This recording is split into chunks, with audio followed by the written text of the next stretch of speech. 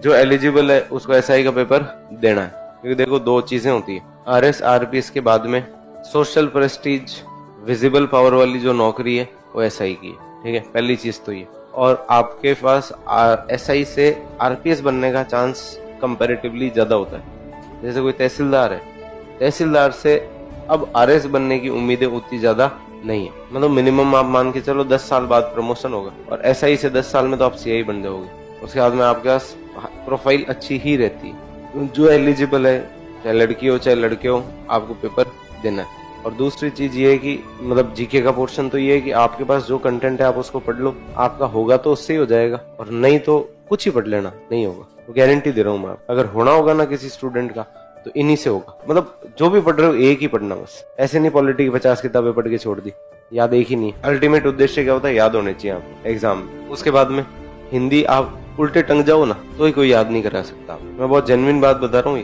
आप कॉपी किताब लेके बैठोगे, पेन हाथ में लेके बैठोगे, एक एक शब्द खुद से याद करोगे तो याद होगा। विलोम शब्द आपको कोई कह दे ये ट्रिक है, वैसे है, मरे याद नहीं हो भाई। खुद मरे बिना स्वर्ग नहीं है।